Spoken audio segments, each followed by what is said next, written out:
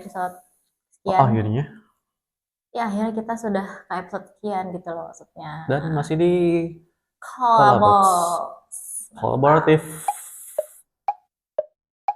Kolabox Creative Hoops. Kalau gimana kabarnya? Alhamdulillah baik. Kamu gimana kabarnya sayangku? Alhamdulillah. Alhamdulillah. Alhamdulillah. Luar biasa. Allahu Akbar. Di episode kesekian ini, beberapa episode keberapa ini, kita bahas yang agak lebih personal. Ya.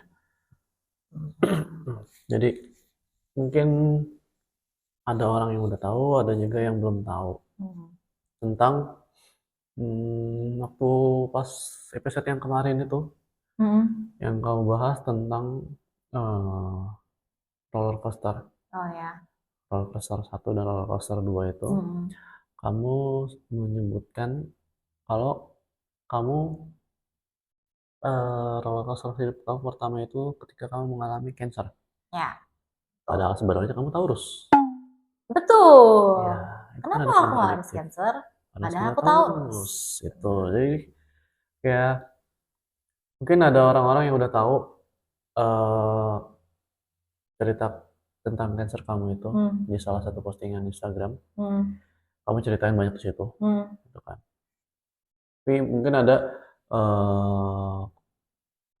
teman-teman kamu yang mungkin belum tahu atau mungkin baru kenal kamu setelah baru-baru ini, gitu. Mungkin boleh diceritain awalnya, cerita tentang pertama kali kamu berkenalan dengan cancer kamu ini. Berarti aku harus flashback dulu sebentar ya, rewind. Ini kalau misalnya pakai yang memoris, kemarin kita ngomongin di Black Mirror, aku pengen langsung memoris gini biar orang-orang lihat gitu. Langsung ditampilin aja, kita nggak usah ngomong gitu. Bisa. Jadi saat itu tuh Mei 2023, after my birthday of course, gitu kan. Itu tuh kayak menjelang akhir bulan, kayak perut aku tuh tiba-tiba gendut banget, like a pregnant woman. Padahal waktu itu belum nikah. Kamu pun di Semarang. Ya. Wah, kenapa kalau aku di Semarang? Sebenarnya kalau aku di Jakarta. Ya, aku tidak MBA. Maksudnya aku MBA dari mana gitu loh kan. Gitu. Nah terus udah gitu. Jadi saat itu hari Jumat, aku mau kerja. Baju aku tuh nggak ada yang muat tiba-tiba. Tiba-tiba banget baju aku nggak ada yang muat. Segerut-gerutnya aku itu pasti baju muat tapi kayak lepet. Nah ini sama apa? Kayak lepet. Oh, buat yang nggak tahu lepet itu kayak gini. Ya, oke. Kalau aku gendut, baju itu tetap muat tapi kayak lepet aja. Jadi kayak bergelombang-gelombang gitu. Nah ini nggak sama sekali. Celana nggak ada yang muat, baju pun nggak ada yang muat. Akhirnya aku pakai rok. Itu rok juga yang karet. Dan pakai baju yang oversize besar. Aku nggak tahu tuh kalau di situ aku sakit, tapi aku bilang ke dia saat itu waktu masih jadi pacar, ya aku gendut banget ya, aku mau sampai suntik lah apa buat sedot lemak lah apa. Aku pikir saat itu karena aku gendut, iya, karena itu di perut kan, aku pikir aku itu buncit. Ternyata pas besokannya itu hari Sabtu, aku udah nggak bisa ngapa-ngapain. Jadi pas hari Sabtunya mungkin itu sekitar tanggal berapa ya aku lupa. Habis Jumat kan Sabtu. Nah aku tuh kayak cuman, iya kan emang bener, aku cuman bisa rebahan doang. Jadi sampai yang aku minta tolong Najwa itu adik aku, kayak minta tolong buat ngambilin makan kayak gitu, ngambilin minum karena saking aku nggak bisa bergerak sama sekali gitu kan. Nah, terus habis itu hari Minggunya mungkin ibu aku ngelihat kok nih anak nggak beranjak dari tempat tidur, kenapa nih, sampai makanan diantarin sama adik, sama Najwa, sama adik aku gitu kan. Terus udah hari Minggu malam IGD Hermina Bekasi. Pas saat itu kita belum nikah. Udah habis itu pas dibawa ke IGD ternyata pas dicek sama dokter IGD-nya di situ tuh kayak memang ada cairan di perut gitu, jadi kayak perutnya tuh kayak di zeng pas diginiin tuh kayak ada cairannya, diginiin ada cairannya gitu. Akhirnya aku ditekan-tekan gitu lah iya ya. kayak ya tekan-tekan lah gitu. Nah itu ada cairannya dan akhirnya aku harus rawat inap. Rawat inap, masuk IGD langsung ke rawat inap. Aku sampai dipegang 4 dokter. Bukan, maksudnya ditanganin sama 4 dokter.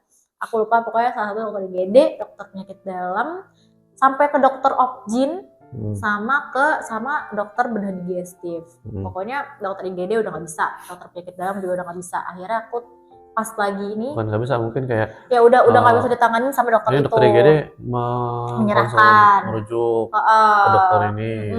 Dokter ini nggak apa? Dokter bedah tadi ya? Dokter IGD, penyakit dalam. Penyakit dalam ngira mungkin kayak ini tuh butuh ditangani sama dokter yang lebih spesial, obgyn, karena ini di luar penyakit dalam, makanya ini langsung ke dokter obgyn juga. Sama dokter obgyn, oh ini kayaknya butuh bedah deh, gitu kan. Karena karena pas lagi rawat inap itu, terus aku tes tuh di situ ke dokter obgyn, ternyata itu bukan miom, bukan juga kista, karena awalnya diperkirakan mungkin itu adalah miom atau kista yang besar sekali awalnya.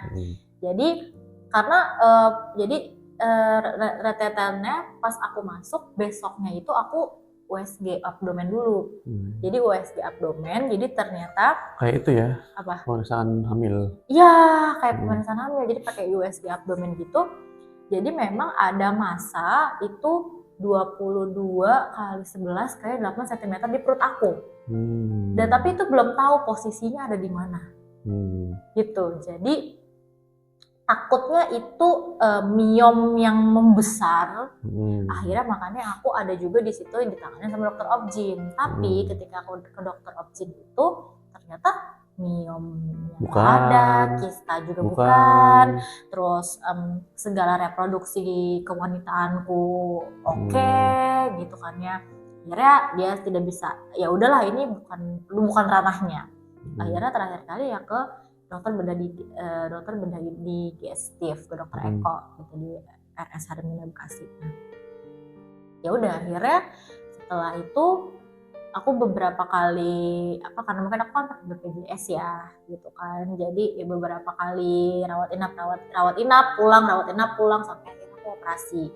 Jadi waktu itu kenapa operasi itu karena itu sudah gede banget gitu, udah gede banget yang bener-bener itu udah kayak baby kayak gitu. Bumil lah. Apa? Kayak bumil. Iya, bener-bener kayak bumil gitu. Jadi kira-kira berapa bulan? Kalau misalkan bumil itu berapa bulan? Kayaknya itu udah mau lahiran deh. 8-9 bulanan lah. Kayak itu bener-bener gendut banget. Nah, terus ya udah akhirnya operasi lah tuh. Jaraknya ke operasi itu Mei, aku operasi itu Juni. Mei masuk IGD. Bulan depannya aku baru operasi. Pokoknya sebulan itu aku merasakan sakit yang sangat luar biasa gitu, dan pada saat itu ya aku memakai salah satu obat yang disalahgunakan, padahal itu sebenarnya bukan, harusnya tidak menggunakan obat itu ya. Tapi aku menggunakan obat itu. Apa? Morfin. Pereda nyeri gitu. Jadi tapi emang itu benar-benar bikin reda dan bikin emang itu sih. Sakitnya terasa di mana sih? Perut. Jadi sakit itu perut sebelah kiri.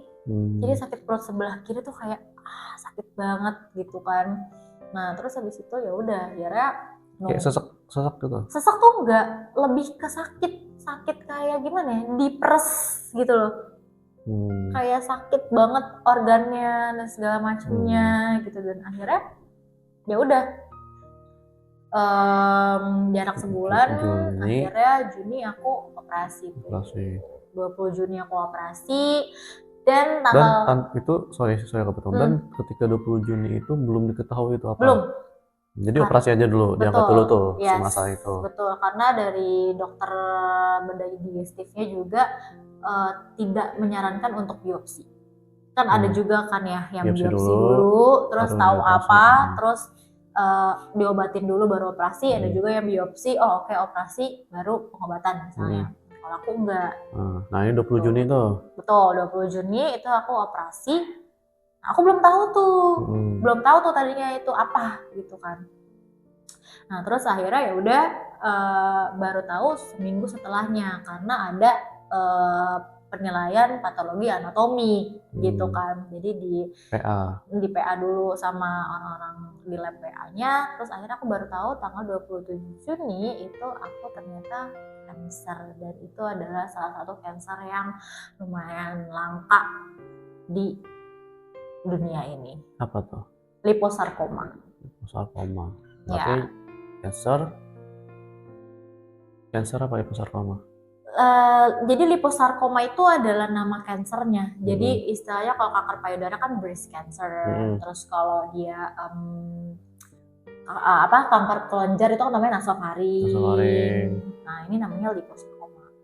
Cancer dia memang jaringan lemak yang ada di perut mostly, liposarkoma itu. Dan itu memang saat itu bukan kanker yang viral, bukan kanker yang familiar. Bukan kanker yang familiar. Jadi kalau orang-orang apa sih liposarkoma? Orang-orang tahu kan breast cancer atau kanker prostat atau kanker nasofaring atau kanker ovarium, kanker kista, kanker rahim, kanker darah. Oh iya, kanker darah itu kan yang common ya. Nah ini aku mendapatkan udah pernah kanker, terus kankernya itu yang nggak common. Jadi aku baru tahu cerita awal mulanya seperti itu.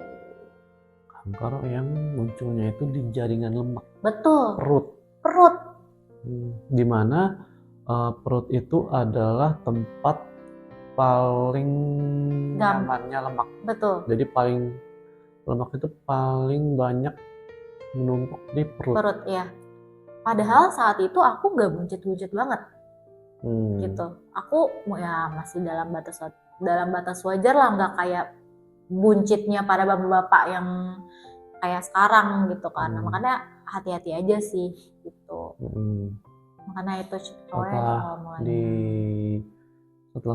kan berarti operasi, terus seminggu kemudian baru didiagnosis. Nah setelah itu aku harus menjalani kemoterapi. Karena jalan satu-satunya adalah kemoterapi.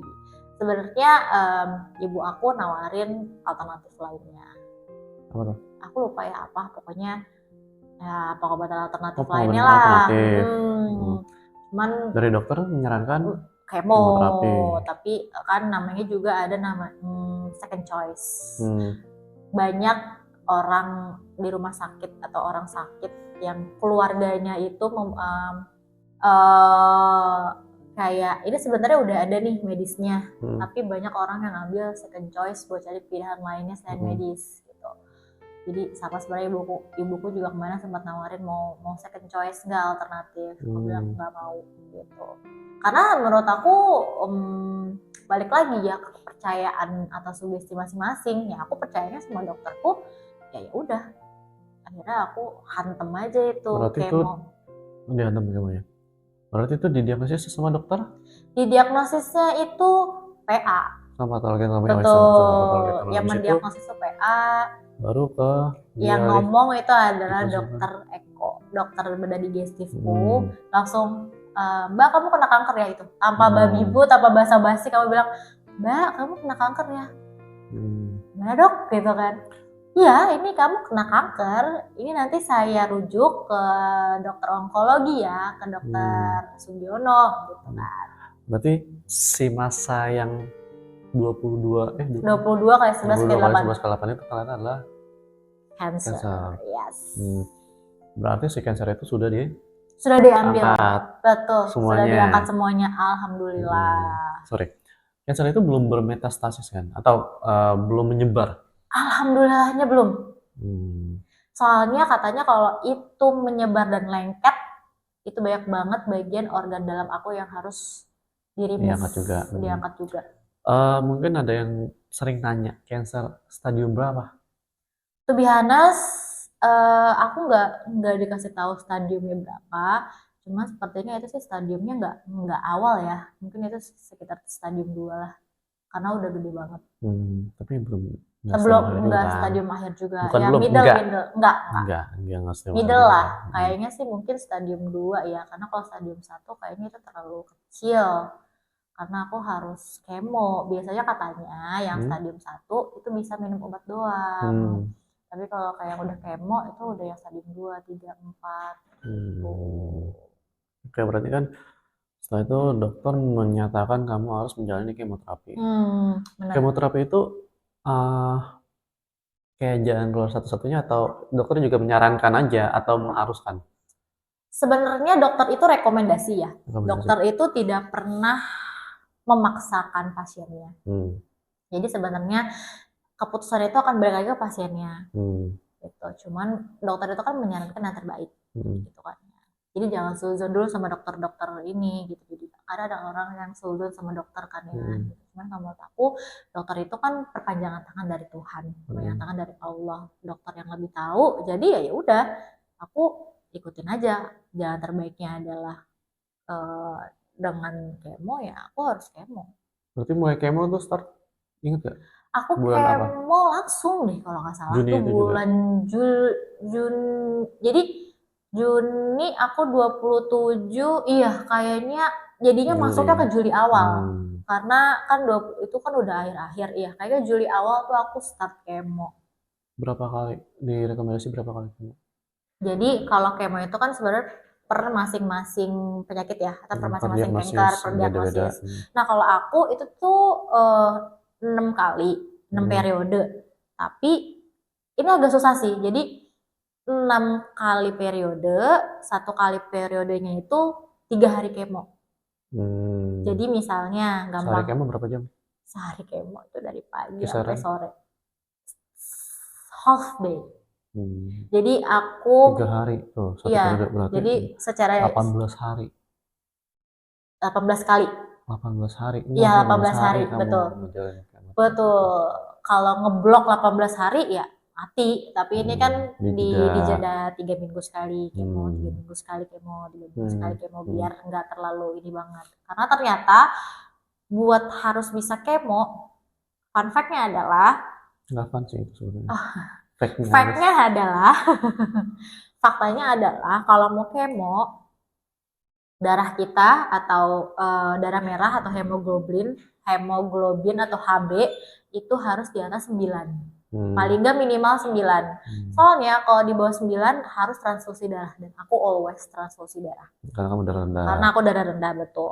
Yang kedua adalah darah putihnya. Si leukositnya.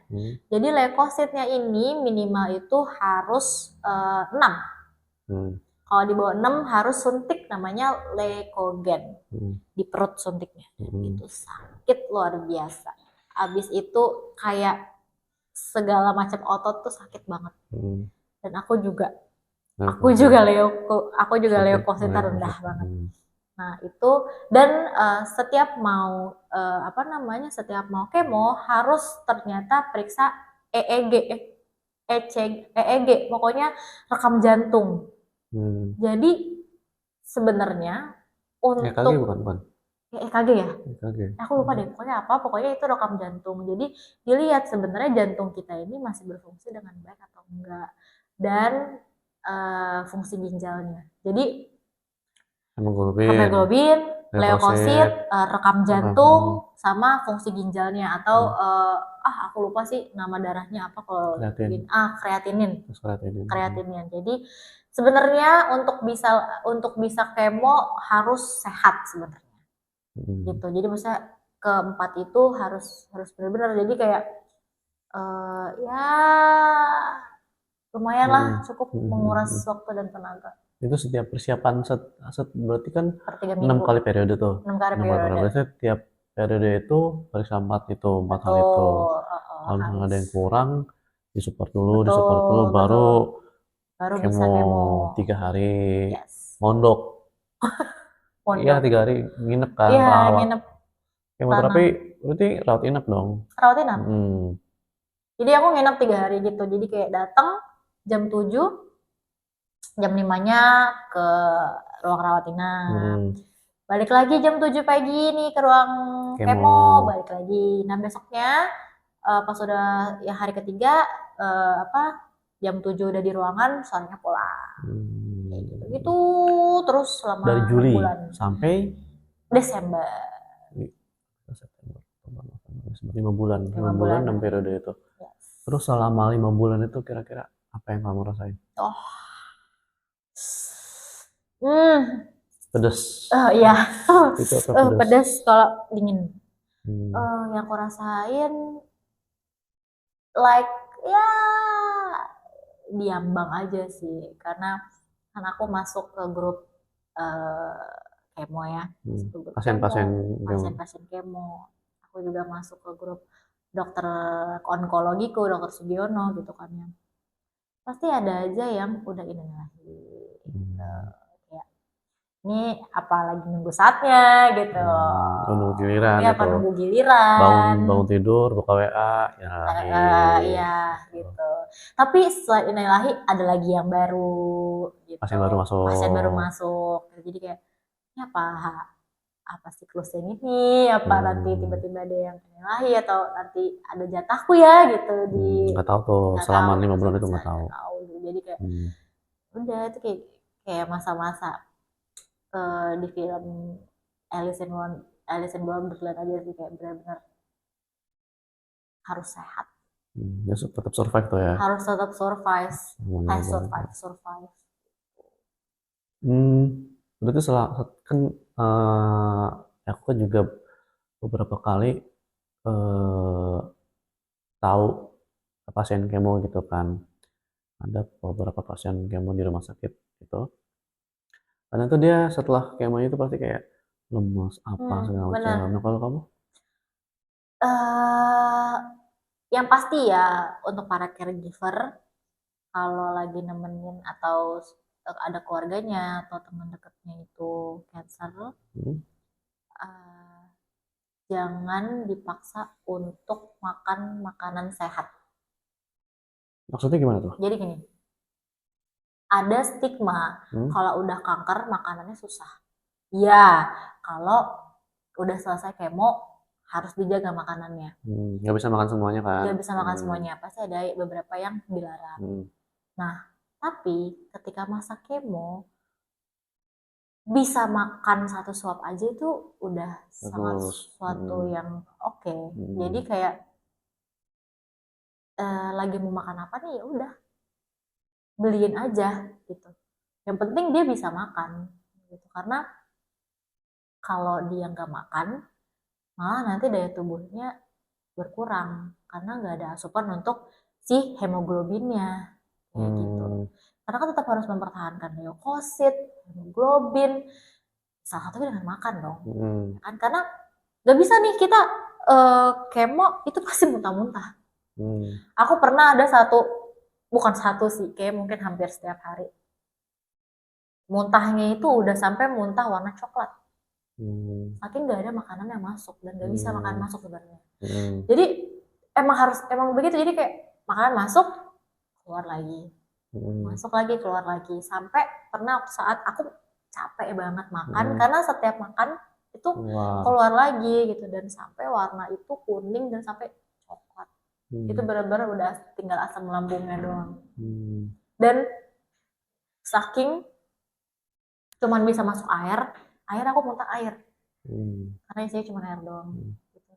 Tapi walaupun misalkan tadi kan apa aja boleh makan apa aja. Maksudnya yang penting bisa makan. Tapi tetap kan makan makanan yang emang disarankan atau dibolehkan dokter. Jangan jadi malah makan. Jangan jadi makan sembarangan. Enggak juga gitu, maksud aku. Misalnya biasanya kan orang kanker itu kan nggak boleh yang bakar-bakaran ya.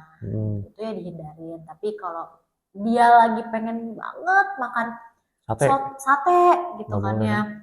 Ya, itu nggak boleh lah.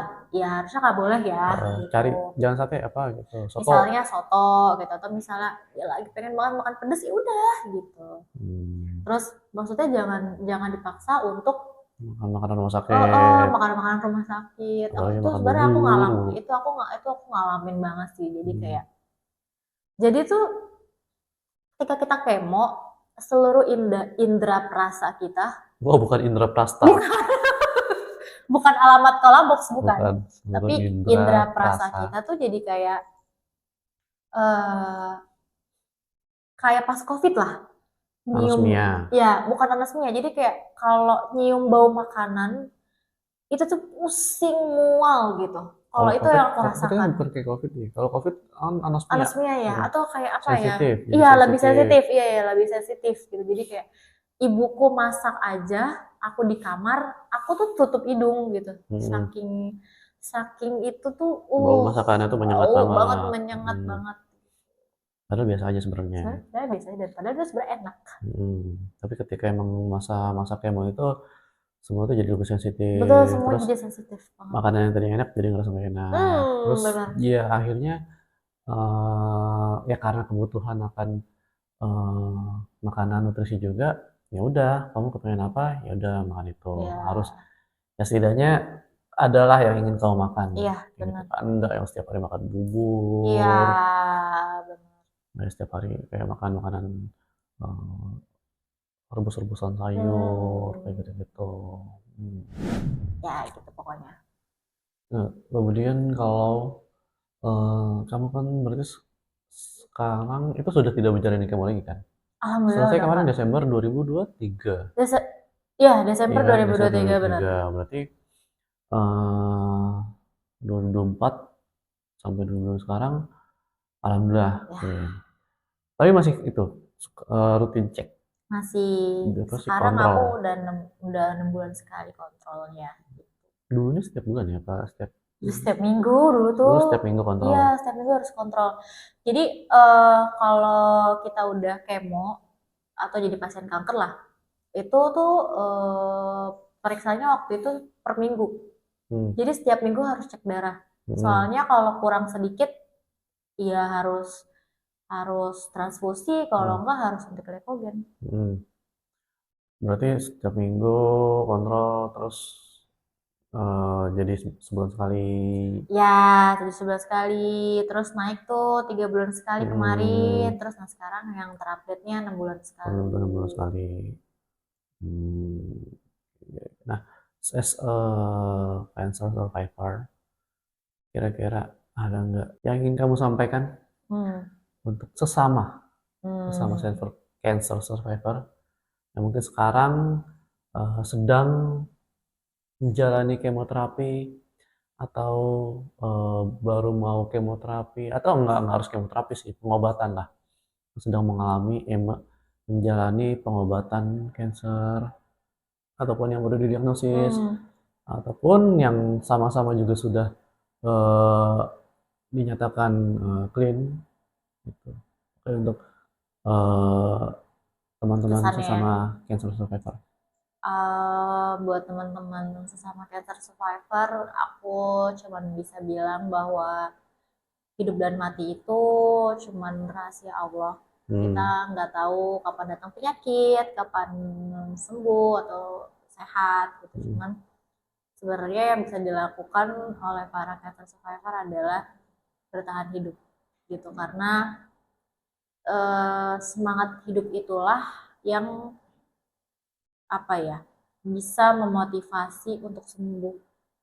Karena kalau kita denial, kalau kita tidak menerima atau kayak kecewa atau kayak gak suka dengan keadaan saat ini, atau kayak kok kenapa gue kanker ya gitu kan, ya itu sebenarnya manusiawi. Cuman jangan sampai perasaan itu terbelenggu, akhirnya yang tadinya sakitnya bisa diobatin jadi parah dan ya nggak tahu bisa hidup apa enggak. Karena beberapa kali aku ketemu sama pasien-pasien kanker di ruang perawatan, itu mereka ada yang udah lebih tua dari aku, itu tuh mereka semangat juangnya tinggi banget.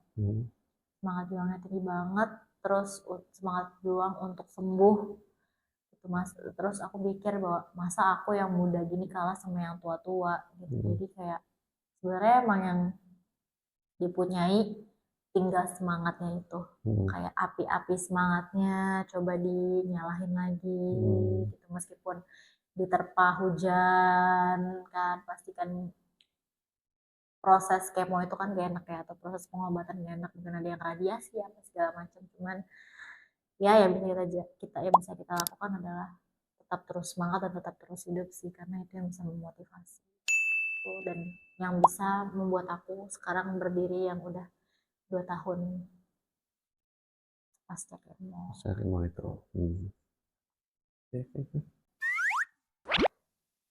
Oke, next. Tapi mungkin banyak yang bertanya-tanya kalau penyebabnya itu apa sih? Kalau yang kamu ini, mungkin kan banyak, apakah dari makanan, apakah pola hidup, apakah apa lagi ya? Nice question. Aku boleh bilang dulu ya. Banyak yang nanya juga ke aku, atau secara awamnya sebenarnya dan juga banyak juga yang berspekulasi atau yang berteori kanker tuh dari ini. Kalau makanannya tuh bisa menyebabkan kanker apa-apa aja gitu kan. Cuman ternyata faktanya adalah ketika sudah terkena kanker, kita tidak bisa menyalahkan sesuatu. Ternyata. Karena kanker itu adalah udah suatu yang kayak akumulasi dari hidup kena. Atau ya memang itu udah hadiah dari Allah aja, ini lo dikasih kanker. Karena secara proses life aku kemarin, aku ya nggak terlalu jorok-jorok banget kok, gitu kan, maksudnya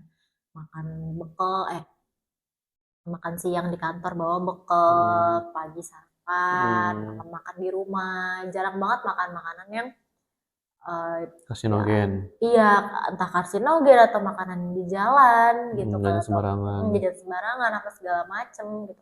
Ya seblak juga kalau lagi pengen aja gitu kan, itu juga aku jaga, mie juga gitu. Jadi kayak ya sebenarnya kita ya para yang udah kena kanker, dan mungkin beberapa orang juga yang sempat ngobrol juga bareng di bangsal kemo bilang ya sebenarnya udah nggak bisa, udah nggak ada apa ya, satu hal yang itu tuh udah nggak bisa. Ini gue kayak gara-gara ini nih gitu. Iya nggak bisa. Nggak bisa misalnya kayak oh iya gue batuk gara-gara makan gorengan keseringan, udah nggak bisa. Jadi kayak udah nggak bisa, udah nggak ada apa ya, udah nggak bisa tahu secara spesifik tuh sebenarnya kenapa gitu.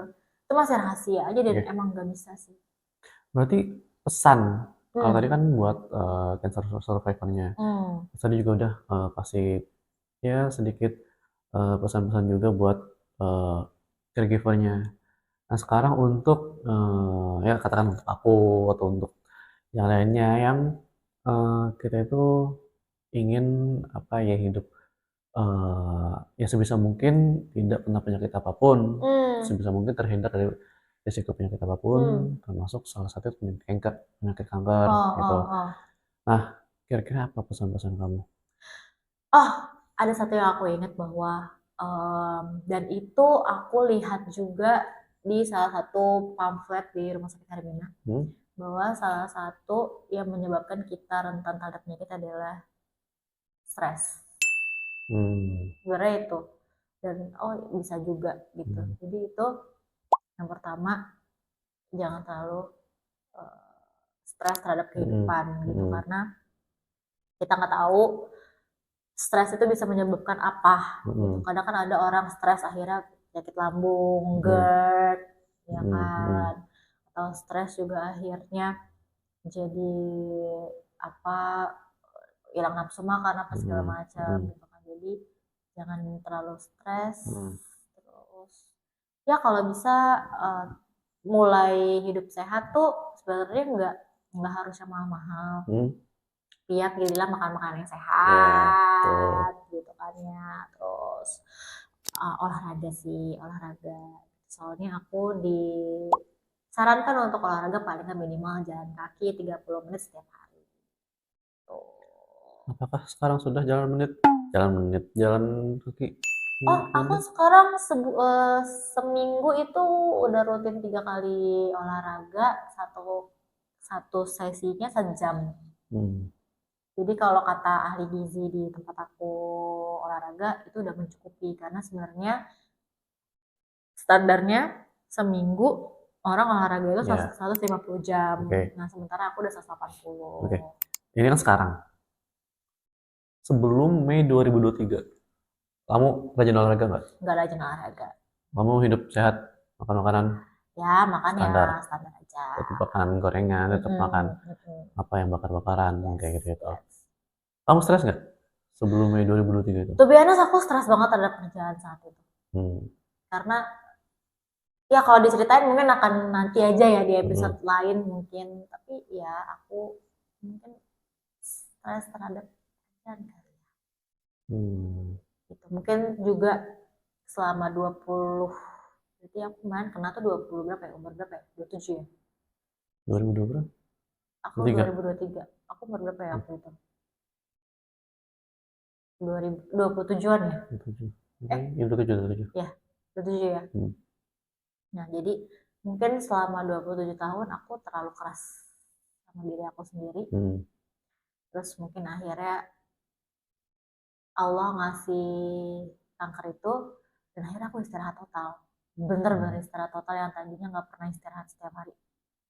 Sekolah, bimbel pulangnya, terus kuliah juga, sampai kuliah juga habis kuliah ada kegiatan lagi sampai malam, sampai jam 11 malam gitu kan ya. Terus pas kerja juga berangkat subuh pulang sampai rumah jam 8, maksudnya keluar gelap pulang gelap gitu kan. Mungkin aku dikasih kanker ini kayak ya udah lo istirahat dulu deh, kasihan badannya nggak pernah istirahat gitu ya. Jadi kayak ya jangan terlalu keras lah. Keras boleh tapi sayanginlah diri sendiri sih. Kan saat itu aku terlalu keras untuk memenuhi ekspektasi orang lain gitu karena tuntutannya saat itu ya lumayan berat ya. Cuman aku sekarang kayak oh ya udahlah, nah aku hidup ya gini aja. Mungkin ya masuk sih sebenarnya yang tadi juga stres itu kamu kan karena stres kerjaan, jadi setiap hari itu ya mungkin beberapa tahun terakhir itu sebelum Mei 2023 itu ya kamu kerja terus gitu kan. Walaupun kata presiden saat itu memang harus kerja, tapi kan ternyata sakit gitu kan. Ya walaupun harus kerja ya harusnya dibarengi sama yang lain-lain. Betul. Gitu. Kayak tadi kamu tuh nggak sama sekali olahraga. Bener. Nah mungkin orang-orang yang cara mengelola stresnya itu bisa kayak dengan olahraga, kayak misalnya Sabtu Minggu jalan atau lari atau ikut 5K, 10K atau kayak gitu-gitu. Sebenarnya FOMO terhadap olahraga kayak sekarang lagi padel apa segala macam. Ikut aja sih sebenarnya, asal itu kan FOMO olahraga itu kan bagus ya, sehat ya. Nggak apa-apa juga sih misalnya lagi banyak orang suka running, terus padel apa segala macam, ikut aja karena selagi itu sehat dan bermanfaat, FOMO-nya ikutin aja. Terus pokoknya sesibuk apapun jangan lupa olahraga karena emang waktu itu aku sama sekali nggak pernah olahraga saking capeknya. Iya itu, jadi Senin sampai Jumat kerja mulu, Sabtu Minggu pengen istirahat. Ya betul.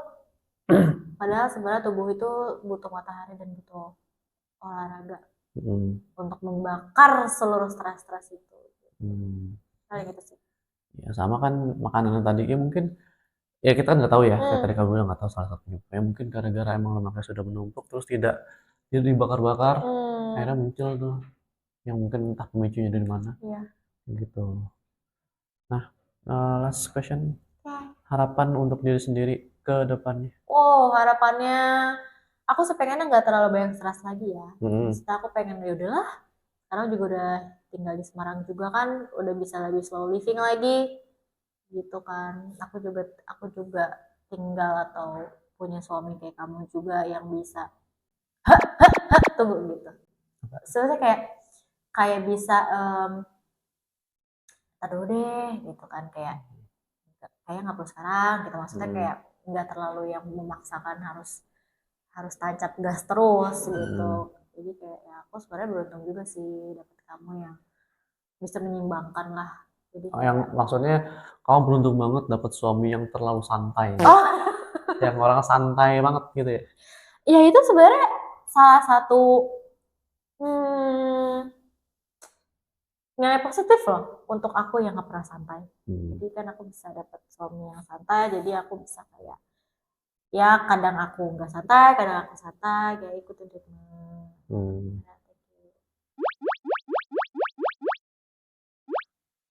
Gitu. Ya. Satu ya, mungkin ini ada pertanyaan titipan ya dari penonton.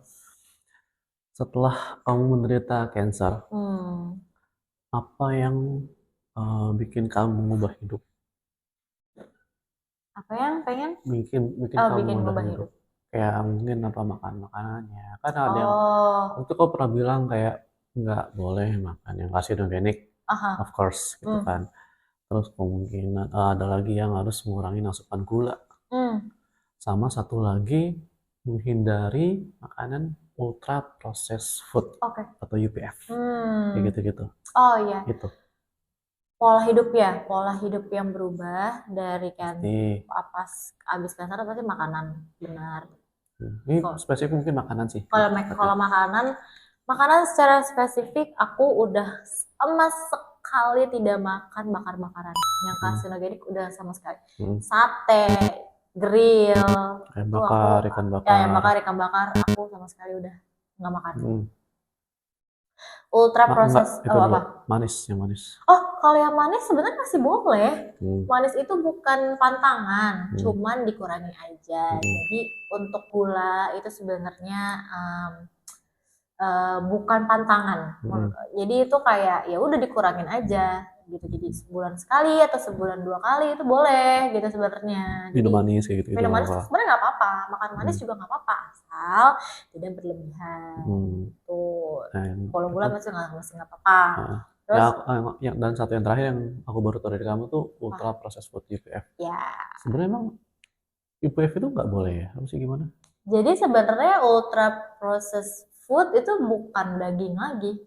Misalnya kayak sosis atau kayak bakso, sebenarnya itu bukan. Oh iya, nugget juga gitu. Itu udah bukan makanan asli atau bukan daging asli gitu. Ada yang bilang sekarang itu raw food apa sih? Kayak makanan real food. Oh, real food. Iya kan lagi tren kan real food. Betul. Yang makannya cuma direbus ataupun tidak mengubah bentuk asli dari makanan. Itu semakin tidak berubah bentuk asli semakin sehat. Iya, benar. Ya kan? Makanya mungkin kalau misalnya kalian suka frozen food, belinya yang ayam beneran ayam aja gitu. Ayam frozen. Atau kalau misalnya emang kamu bikin nugget, bikin sendiri aja di rumah gitu. Atau kalau misalnya kamu bikin chicken karage, ya beli aja dada ayam, dipotong sendiri-sendiri, dikasih tepung, masak sendiri gitu sebenarnya. Karena kan kita juga frozen food yang kita makan kan cuma ayam doang kan, itu ayam yang udah diungkep itu kan. Emang ultra proses itu nggak boleh? Jadi sebenarnya kalau dari dokter yang di Indonesia atau dokter Sugiono ini cuman nggak ngebolehin sama sekali makan bakar-bakaran. Sisanya masih boleh, tapi dalam batas wajar. Cuman waktu itu aku belum cerita juga sih. Mungkin aku bisa cerita di next step, di next episode. Jadi aku kan ke Malaysia. Aku juga kontrol sama dokter yang ada di Penang. Nah, dokter yang di Penang itu ngasih aku beberapa list makanan yang harus dihindari sama para penyintas, terutama liposarkoma. Yang pertama adalah karsinogenik. Terus yang kedua adalah UPF, terutama sosis, benar-benar gak boleh. Jadi aku benar-benar dari tahun 2003 aku sama sekali nggak makan sosis lagi, nggak makan bakso lagi, nggak makan nugget lagi. Nah terus habis itu nggak makan nugget lagi. Ya kalau colong-colongan sekali nggak apa-apa ya.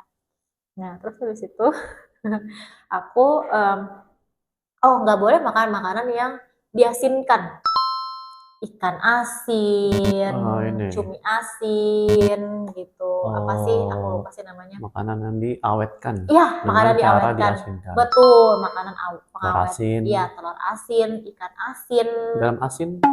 Kan garam. Oh iya. Garam kan emang asin, Bapak. Oke, sorry. Gitu. Nah, jadi itu nggak boleh. Terus sama udang ternyata, karena itu full of kolesterol, banyak banget kolesterolnya di dalam udang. Jadi aku pilih-pilih nih kalau makanan laut. Kalau aku milih makanan laut, better itu ikan sekalian. Dan bukan ikan asin. Dan nggak ikan asin. Jadi ikannya bener-bener kayak ikan nila, ikan bawal, yang kayak gitu-gitulah, yang real ikan gitu. Kapu gitu. Barakuda gitu. Itu beberapa makanan yang nggak aku boleh. Daging merah? Oh iya, aku lupa. Nah, itu juga aku juga baru tahu kalau penyakit aku ini atau liposarkoma ini nggak boleh makan daging merah. Jadi daging merah itu mungkin ya karena banyak fatnya. Gitu. Aku juga nggak tahu juga ya kandungannya seperti apa. Tapi ini kata dokter aku yang di Penang, Malaysia, di rumah sakit Gleneagles. Nah, itu aku nggak boleh makan daging merah. Jadi sama sekali aku makan daging cuma daging yang putih, ikan, ayam. Iya, ayam. Gitu. Pokoknya sebenarnya yang high protein sih. Lebih yang high protein sekarang. Telur aku makannya, telur, ayam, ikan, tempe, tahu gitu. Bebek boleh nggak bebek? Bebek aku sama sekali belum makan sih, kayaknya bebek tuh enggak deh kayaknya. Cuman kelinci. Boleh. Kelinci boleh? Nggak tahu ya aku daging warna apa sih. Pokoknya daging merah itu sapi dan kambing.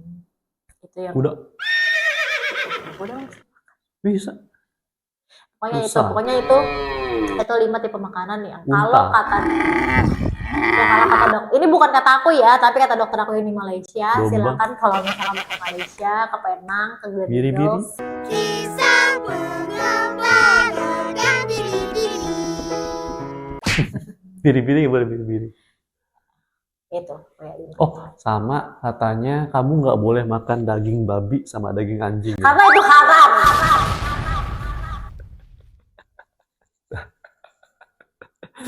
Ya. Dengan berakhirnya pertanyaan terakhir, maka berakhir pula. Jelek banget closingnya. Kan gitu biasanya.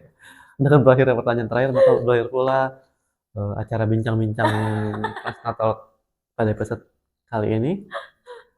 Sampai jumpa di Prasnatal episode berikutnya dan bye. Ada joget-joget insertnya dulu. Insert.